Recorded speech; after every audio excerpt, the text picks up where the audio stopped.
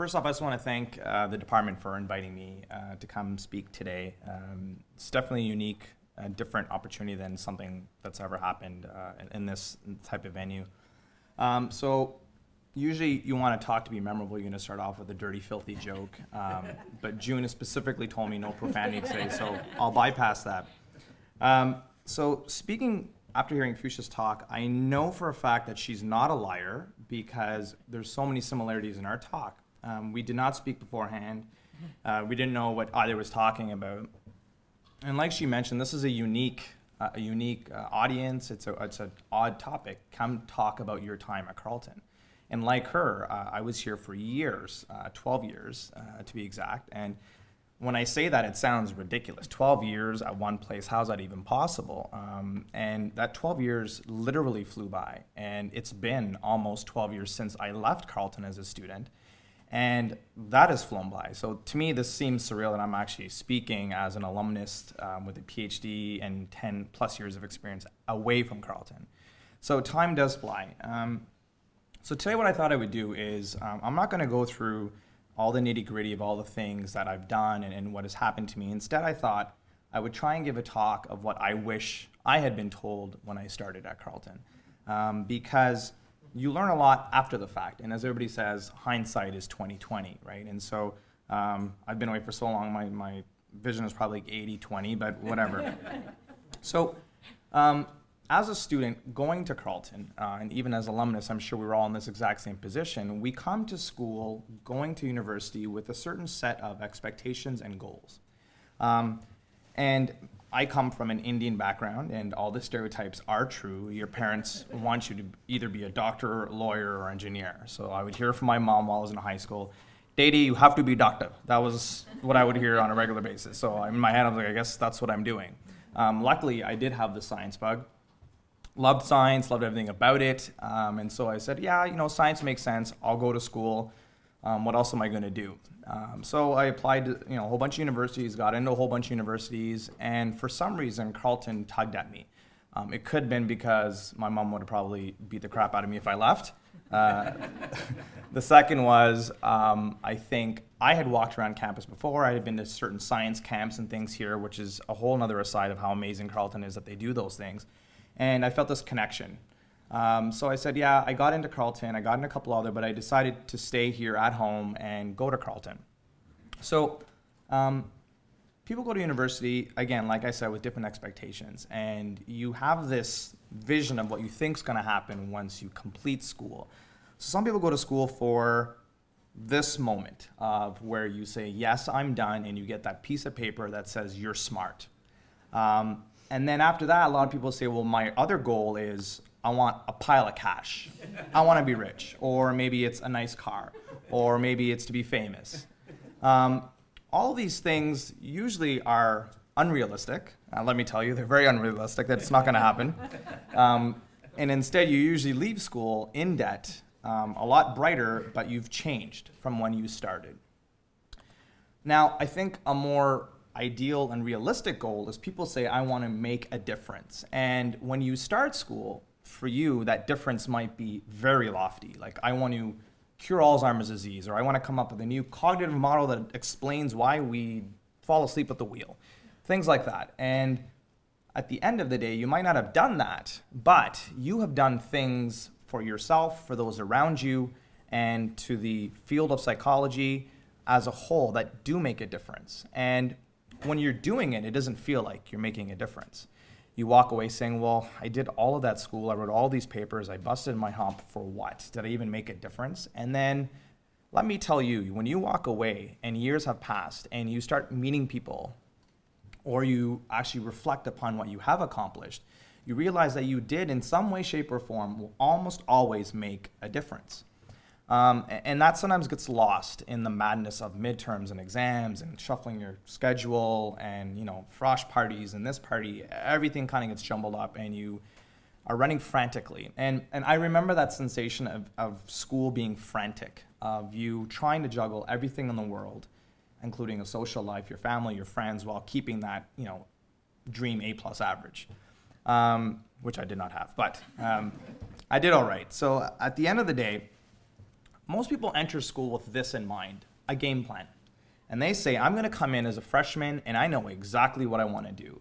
I was one of those people. So I had entered into the science degree program and I said, I want to be a doctor or a dentist, just like mama said, right? That's what I'm going to do. And it had become my goal. And it said, yes, that's what I want to do. And I took all the appropriate classes, and as everybody knows, first year science, first year anything is pretty much mapped out for you. You got to take a little bit of everything. You have that one half elective that you got to take, but typically everything's mapped out for you. So you follow, you're a cog in the wheel, you do your thing, you study, and something happens. Now, I'll get to that in just a second, but it happened for me in that something clicks, something changes, something throws you off of that path.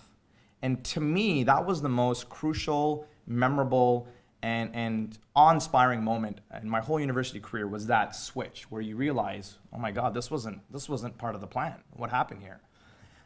So for me, it took third year university, end of second, early third, where I said, you know, you have to take chemistry, you have to take psychology, you have to take a little bit of everything, and none of them really made me excited. They were all fun, and I did decent and all, but I didn't excel in any, and I didn't love any until I took an animal physiology course. And I took the course, and it was taught by Dr. Gardner, and he was so good at what he did. He was so well-versed and engaging, and it was a very small class, and something happened. And I said, I love this. I want more of this, and how do I get more of this? And again, it wasn't part of the game plan. I'm like, well, how does this actually fit into me becoming a doctor or a dentist? Well, I don't know. We'll figure it out later. Let's just get more of this. I like it. This is back when neuroscience fell under the umbrella of psychology. So it's now a distant cousin, but they're related. But at the time, I was like, okay, I spoke to some counselors. I spoke to some people. And I said, this is what I'm thinking. How does this fit? And they said, well, for now, it doesn't fit exactly, but continue with what you are enjoying. And so I ended up deciding to do my undergrad honors, and I did an honors project, and it just fueled my fire. It was mind-blowing at how you could do research and animal models, and everything was just, before you knew it, I was completing my master's. And I said, I can't believe all this time has passed. I have a master's in hand, and I want more. I really want more. And I think dental school or medical school will have to wait. But I actually applied to dental school, and I applied for an NSERC grant. And my thesis supervisor, Dr. Wu, in the Life Sciences building, and Jack Kelly, were both amazing resources for me. And they said, Terry, listen, you have a gift. You're good at what you do. You're enjoying it. And that's a rare combination. So leave if you want, but you might want to consider staying and doing your PhD. And I said, oh my God, a PhD, that's just more school, and it's not part of the plan. But something was drawing at me to stay. So I gave myself an internal deal. I said, apply to dental school, apply for the grant. If you get the grant, you stay. And if you don't get the grant and you get into medical school or dental school, then you go. I said, okay. So that's what I did. I applied to both, and I got the grant. And I got into dental school, so I was kind of screwed.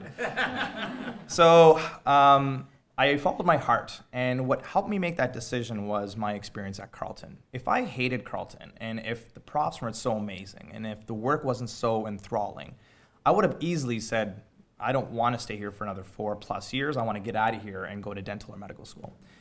And instead, the opposite happened. I said, I can't leave. I love this way too much. I'm having way too much fun to go sit and learn about teeth. So I said, okay, well, forget it. And I walked away from that, and I pursued the research. And I did the noble thing saying, let's do research. Let's give back to the society. Let's give back to society. Let's give back to Carlton. Let's do what we can. And it was, like Fuchsia, the most enjoyable time where I was publishing plenty of papers. I was learning this amazing technique. It was electrophysiology, which is recording from brain cells, a very difficult, intricate technique, which took me months and months and years to learn well, to the point where it took me almost 5 years where you're extremely proficient at it. There's not a lot of things that takes you 5 years to become proficient at, and you have to be patient. And I'm not necessarily the most patient person. I have some level of patience, but I got that patience from my supervisor. I would have a terrible day, and it brings me back to this story where The life sciences building is just next door. Not as fancy as this new building, but it's this 2-story building. And I had a rig that I had built with a Faraday cage to prevent interference from electrical devices. We had a very sophisticated microscope. I'd MacGyvered this perfusion system out of bits and pieces. You know, in academia, you don't have tons of money, so you find what you can. And we built this awesome thing that worked. Then one day, and this was 6 days a week that we do these experiments, full day long, 8 to 8, and nothing was working. The signals on the screen were all messed up, and day after day after day I spent trying to figure out what was wrong. Nothing was working. And one day I had a meltdown, and I kind of maybe threw a few beakers around the lab, and right when the supervisor walks in, of course. And she's this quiet Asian lady, and she says, you know, Terry, what's wrong? And I'm like, well, it's been 4 months, and I have no data, and I'm gonna lose it, and I don't think I can do this anymore. She's like, you know, leave for today, come back, fresh day, I'll sit with you, and we'll figure this out. So in my rage, I went upstairs to the roof of the life sciences building to vent and cry a little bit. I cried a lot, actually, I'll be honest. And while I'm crying, I hear this humming noise, and I look over and I see a 2-ton air conditioner. And it doesn't hit me, and I continue to cry. Then I start thinking about it. I say, where is that air condition positioned? It's positioned directly over my setup of where I'm trying to pick up small electrical signals, and there's a 2-ton air conditioner sitting above me. And I really wanted to break that machine into little bits and pieces, but I went downstairs, and Dr. Wu was there, and I said, I figured it out. I'm pretty sure I figured it out. She says, good, go home, come back tomorrow, and we'll see what we can do. So we picked up that whole setup, moved it across the room, and ta-da, it worked. So I always think of that story when I'm at a brick wall, and I say, what is the solution here? Don't get mad, stay calm, be like Dr. Wu, and figure this out. And that's exactly what happened. Now, students today, those here, and this doesn't even apply just to school, this is life, is you will come to a situation where you have several options. For me, it was leaving Carlton, staying at Carlton, what do you want to do? And that was not part of the game plan, and you have no choice but to make those decisions. And what I urge, you know, new students, current grad students, is not to limit your choices. And that was something I learned at Carlton, is do not stick to a game plan, because that game plan, I'll tell you right now, is never going to hold true. Okay, you're always going to be presented with situations, whether it's your personal life, whether it's professional life, whether it's anything. Even choosing at the McDonald's drive-thru, you're making decisions. You're like, oh my God, I was going to go Big Mac, but we're going to go with the snack wrap. It happens, right? Now, I'm going to quickly highlight in a few things of my story that I think emulate and showcase what I'm talking about. So first point, I'm a geek. I came to Carlton as a geek. I still think of myself as a science geek.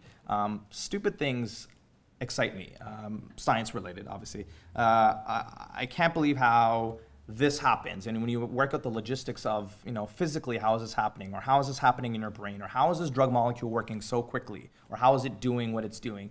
It excites me. And where did I get that? I got that from Carlton.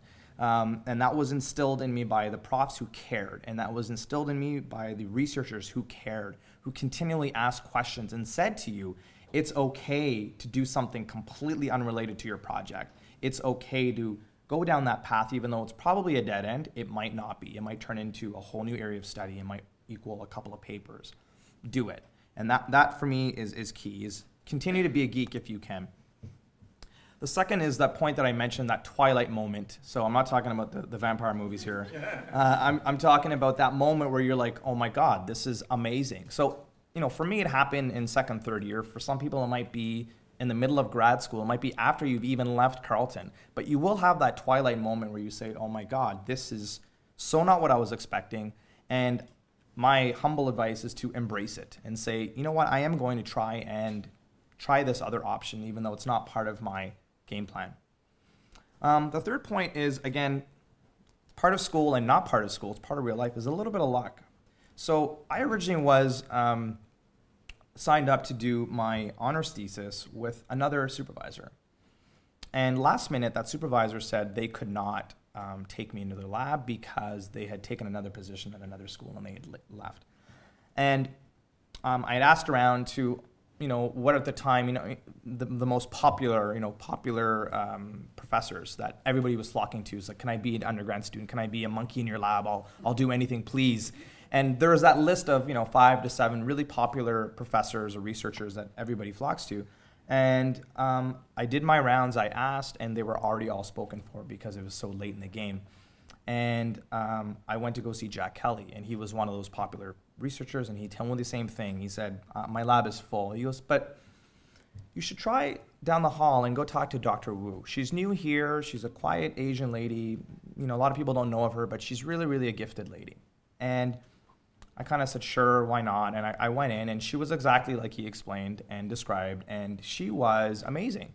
Here's this humble, quiet lady, and I go home and I back then we didn't have Google, we had web crawler or whatever it was, and I web crawlered her, and I started to see all of the work that she had done and some of the groundbreaking people she had worked with, and I said, oh my God, I would never have thought that this woman was this woman. And she was, gracious enough to let me into her lab, and she taught me so much. So that was, I think, luck on my part. I can cite another 20 examples of great luck that I had fallen upon here at Carlton, and I continue to fall upon, but I think a lot of that luck is because of what happened here at Carlton. Short pains equal long-range gains. This is a question that I get asked all the time. Heck, I got asked today before this talk, and it was, Terry, you've done your PhD, you're doing okay in terms of having a job, and what should I do? Should I stay in school? Should I get a job? Should I look for a job? Is it easy to get a job? What do you recommend? And my very selfish and very biased answer is always stay in school because of my amazing experience at Carlton. And I know for a fact now, being in the field, that the days of getting a bachelor's degree and getting a great job are almost gone. At a minimum these days, they ask for a master's, and now you're competing against a pool of individuals with a master's. So now your sort of trump card or your chances increase with a PhD.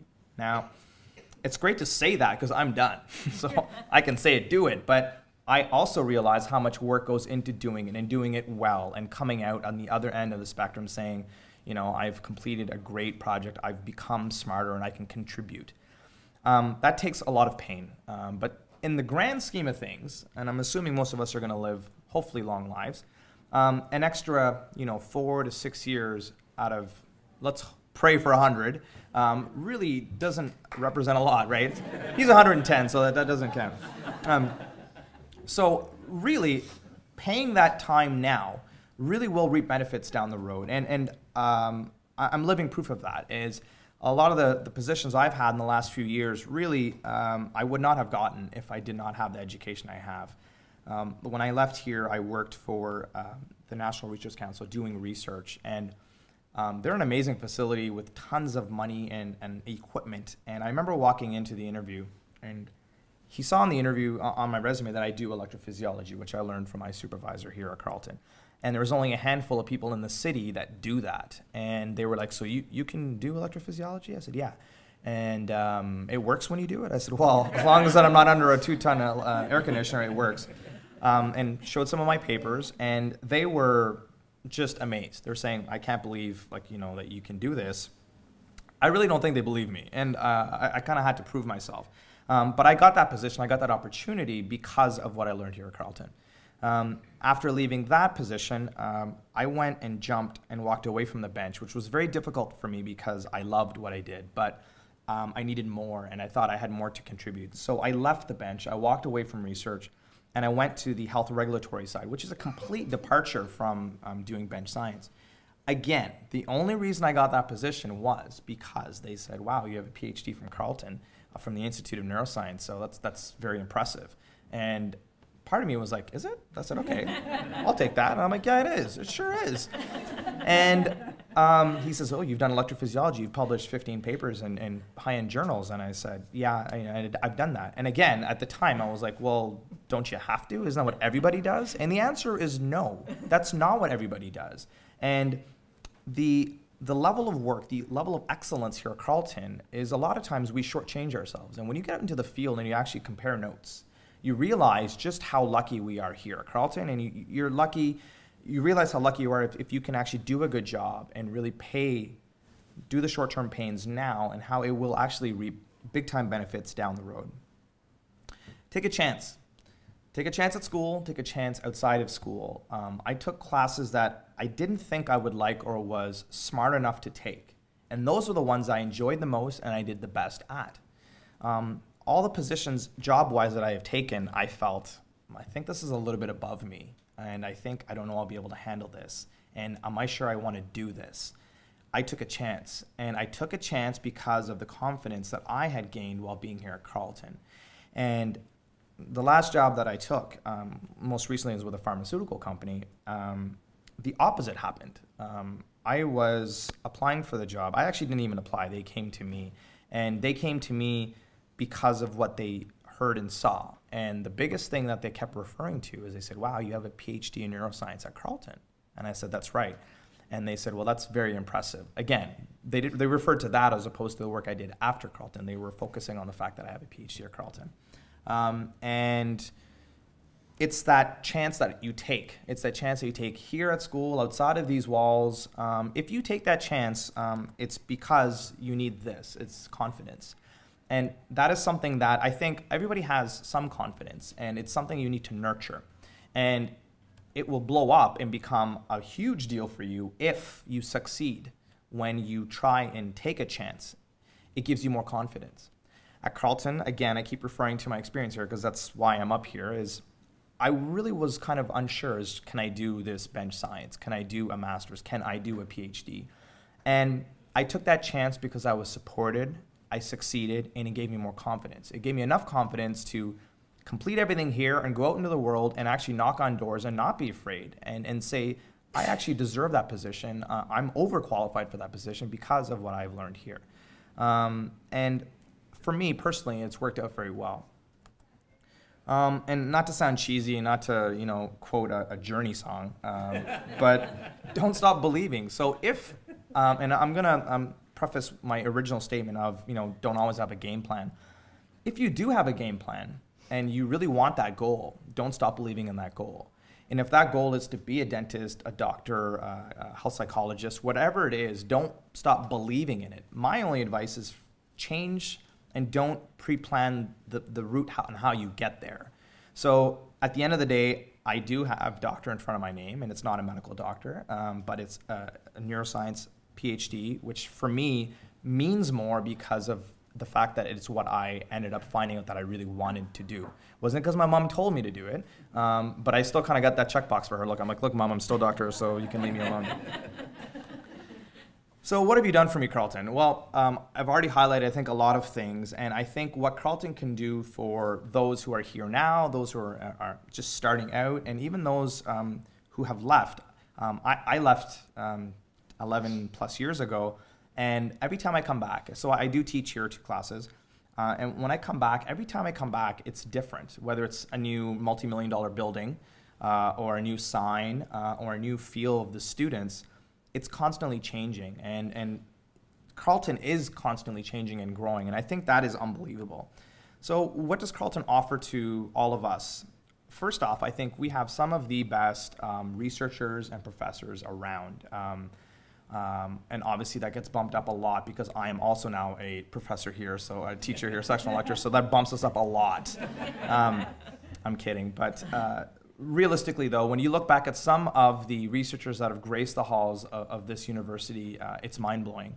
Some of the original models that have been developed for Parkinson's, for epilepsy, the electrophysiology that's been done here, all the social psychology, health psychology, this is unbelievable. It's literally, there's nowhere else that I can think of in Canada that has this lineage, this story that we have. So we're really, really fortunate, and they're very, very approachable for the most part.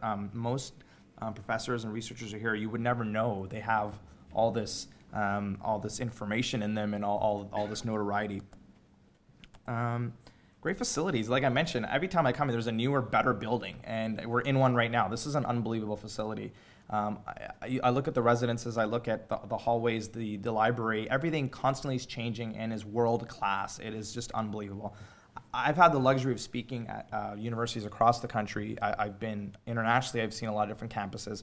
And I always come back and think of how amazing Carlton's campus is. It's picturesque. We have a river running through it. We have, everything top notch, and we're really, really fortunate to take advantage of that. Diverse areas of studies. Very few universities that have this wide spectrum. And within psychology, we have so many little pockets to the point where neuroscience was a pocket and it's its own standalone now. And that speaks volumes that it's very nurturing and new burgeoning areas of study, and they become their own standalones. And I've seen that firsthand over the years where there were no courses. And an example is my undergrad degree. We didn't have at the time a bachelor's of neuroscience. And so we kind of made our own, and we did biology and neuropsychology classes, and we did this combined honors degree, and it was essentially a neuroscience degree. And if you look at what's now an undergrad neuroscience degree, it's those classes that we took.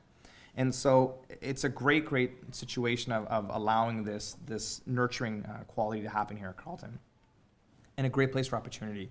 The people that you'll meet here, things like today, for example, are a great opportunity. We have great computer labs that were donated and contributed to by some of the biggest names in high tech. The collaboration that Carlton does outside of the classroom, again, is unmatched. And so if you do well here, or even if you don't do well here, you can always make those connections, and that can lead to something down the road. And this quote was already used, and again, we didn't discuss this, but again, my take home is your time here at Carlton, your time even outside of Carlton, it's about the journey is actually the destination. And so for me, everything that happened to me in my time getting to that endpoint, which I thought was the goal, which was your PhD, it really wasn't that. I look back at all the different little things that happened, the interactions I had with other profs, researchers, the friends that I've made. I look back now and I realize that's actually was more important than getting that piece of paper. I'm not gonna lie, that piece of paper helps, but it was the journey and not the destination. So thank you very much.